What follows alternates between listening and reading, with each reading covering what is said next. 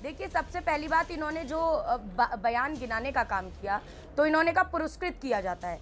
दयाशंकर सिंह जी ने एक दलित महिला नेत्री की तुलना वैश्या से की थी। उनकी पत्नी को भी बाद में भाजपा ने चुनाव लड़ाया और उन्हें भी बाद में मंत्री बनाया। तो आपने पुरस्कृत करने का काम किया था। निष्कासित भी तो थे, दूसरी 6 साल के लिए निष्कासित थे। कहा था एक सेकंड, हाँ, एक सेकंड, मायावती जी पर दयाशंकर सिंह ने की थी टिप्पणी, उसके बाद उनको बाहर कर दिया था।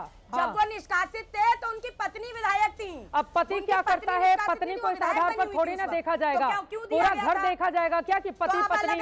हाँ, क्यों नहीं देखा जाएगा, क्यों नहीं देखा जाएगा? अब पति गाली दे तो उसका आरोप पत्नी पर लगा देंगे आप लोग। 6 साल के लिए निष्कासित थे दयाशंकर सिंह। अब आदरणीय चित्रा जी, अब आपकी एक बात का और जवाब दे देती हूँ। अभी के आए दयाशंकर सिंह जी, वो भी बता दीजिएगा। अब दूसरी बात मैं कहूंगी कि आपने कहा कि आप नीचे जमीन पर उतर कर देखिए, मैंने जमीन पर लड़ाई लड़ी। 1 साल हो गया चित्रा जी, मैं आपसे हाथ जोड़कर करबद्ध निवेदन करती हूँ। आप एक पत्रकार हैं, आप मेरी आवाज उठा दीजिए। आप कह दीजिए डबल इंजन की सरकार मध्य प्रदेश में भी है भाजपा की। एक लोधी हिंदू बेटी जो विकलांग थी, मंदिर में दर्शन करने गई, दर्शनार्थी थी, उसका बलात्कार हुआ, वो बिन ब्याही मां बन गई, उसकी कोख से बच्चा जन्म गया, लेकिन उसके 1 साल बाद भी अभी तक आरोपी गिरफ्तार नहीं हुआ। जब हम एसपी से पूछते हैं, कलेक्टर से पूछते हैं, तो कहते हैं जी वो फरार है। तो क्या पुलिस एक बलात्कार के आरोपी को 1 साल बाद गिरफ्तार तक नहीं कर रहा? 1 रुपए की आर्थिक सहायता उस गरीब बच्ची को नहीं दी गई। क्या वो हिंदू की बेटी नहीं है? क्या वो उसके लिए डबल इंजन की सरकार काम नहीं करेगी?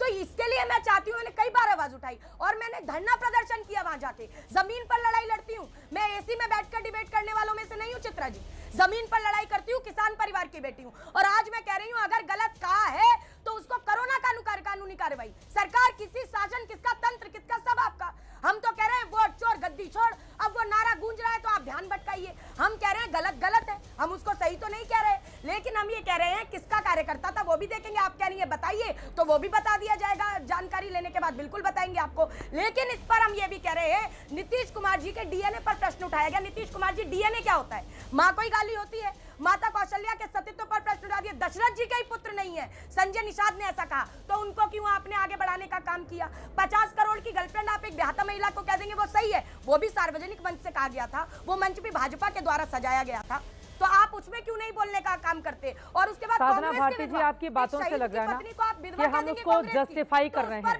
कि ये बयान हुआ था तो इसलिए माँ बहन की गाली दी जाएगी। क्या गलत हो गया अगर माँ बहन की गाली दे दी गई नरेंद्र मोदी को? तो ये बिल्कुल जस्टिफाई होना हो गया।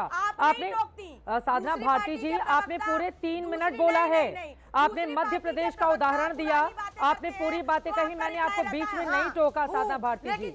अब ये तो बहुत गलत बात है, भारती को एक बात याद दिलाना चाहता हूं। बहुत गलत बात है साधना भारती जी।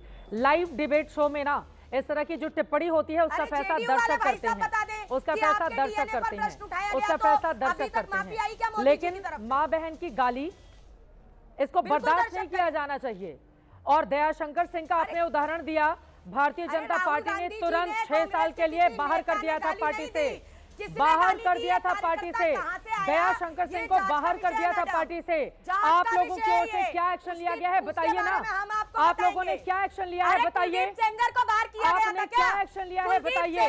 बिल्कुल बाहर किया गया था, वो क्या है क्या पार्टी में? साधना भारती जी, ये तो गजब हो गया। बिल्कुल इनको किया था, नहीं किया था, इस वजह से हम नरेंद्र मोदी को गाली दिलवाएंगे। बिल्कुल सही जा रही हैं आप। एक महिला अगर इस तरह की भाषा बोलती है तो शर्मनाक होता है, ये शर्मनाक होता है। ये इस वक्त धीरेन्द्र मुन्ना जी जुड़ चुके हैं। धीरेन्द्र